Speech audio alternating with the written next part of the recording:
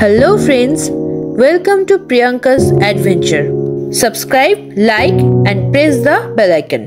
Hello বন্ধুরা, কেমন আছো সবাই? আমি প্রিয়াঙ্কা আর আমি চলে এসেছি তোমাদের জন্য নতুন একটি ভিডিও নিয়ে। জানেন তো, আজ একটা মুভি দেখেছি। মুভিটির নাম হলো ও অভাগী। নাম শুনে একটু অন্যরকম লাগছে, তাই না? আসলে অভাগী শব্দটা আজও কিন্তু আমাদের কঠিন সমাজের সত্যতা প্রকাশ করে। এই মুভির পরিচালক হলেন অনির্বাণ চক্রবর্তী। মূল চরিত্রে রয়েছেন রফিয়াত রশিদ মিথিলা, সুব্রত দত্ত, সায়ন, দেবযানী চট্টোপাধ্যায়। এই ছবির অনুপ্রেরণায় রয়েছেন শরৎচন্দ্র চট্টোপাধ্যায়ের লেখা অভাগীর স্বর্গ। আমরা সবাই জানি শরৎচন্দ্র চট্টোপাধ্যায় এক বিরল বাঙালি লেখক ছিলেন। তার একাধিক লেখা থেকে ব্যাপক সংখ্যক ছবিও হয়েছে। আর সেসব ছবি শুধু বাংলা বা হিন্দিতেই নয়, আরও বিভিন্ন ভাষাতেও রয়েছে। ওনার লেখা অভাগীর স্বর্গ গল্পটি সম্ভবত আমাদের স্কুলের পাঠ্যেও ছিল।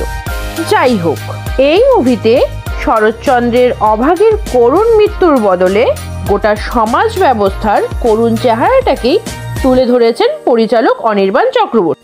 সময়কাল বদলে এই ছবির সময়কাল 70-এর দশকে এনে ধরেছেন, যাতে আমরা দেখতে পাচ্ছি জমিদারদের বদলে নেতা বিধায়কদের দুর্নীতি থেকে শুরু করে হাজার হাজার অভাগীর মতো প্রান্তিক নারীদের আজও ন্যূনতম চাহিদার বিনিময়ে শোষণ করা সমাজের নানান চরিত্রদের মুখ। সেখানে যেমন আছে জমিদারেরা, ঠিক তেমনই আছে পাড়ার প্রতিবেশী, চরিত্রহীন গায়েন ও তার একাধিক স্ত্রী সহ অসংখ্য চরিত্র। আর আছে এ ছবির প্রধান চরিত্র মৃত্যু, যার সঙ্গে বারবার যমরাজের ছদ্মবেশে দেখা হয়ে যায় অভাগীর।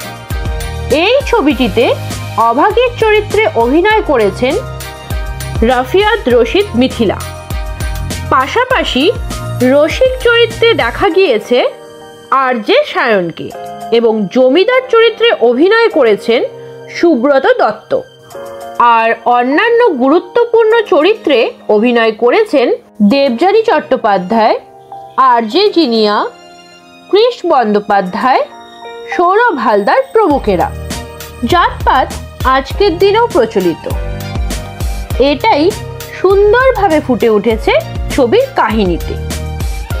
সেই সঙ্গে স্বাস্থ্য পরিষেবার অভাব ও মৃত্যু যে নিষ্ঠুর বাস্তব, সেটিও এই ছবির ছত্রে ছত্রে প্রতিফলিত হয়েছে। রোগের কারণে মৃত্যু আধুনিক সময়ে প্রান্তিক অংশগুলির ক্ষেত্রেও কিন্তু কঠোর বাস্তব এটি।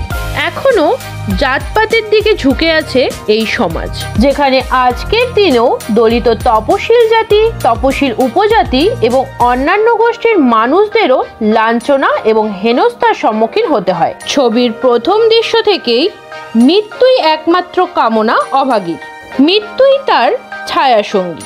ছবির প্রথমার্ধে এই সব চরিত্র ঘিরেই গল্প এগোতে থাকে। তবে ক্লাইম্যাক্সে রয়েছে দুর্দান্ত একটি টুইস্ট, যেখানে আমরা দেখতে পাচ্ছি শিশুটি তার মায়ের শেষ ইচ্ছার নির্মম প্রত্যাখ্যানের সাক্ষী হয়ে মানসিকভাবে ভেঙে পড়েছে।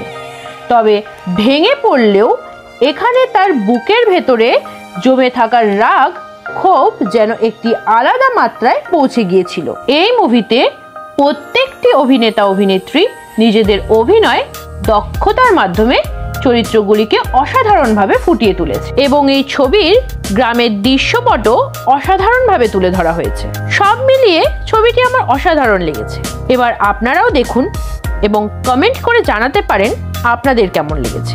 ভিডিওটি ভালো লেগে থাকলে লাইক, শেয়ার এবং সাবস্ক্রাইব করতে একদম ভুলবেন না। Thank you.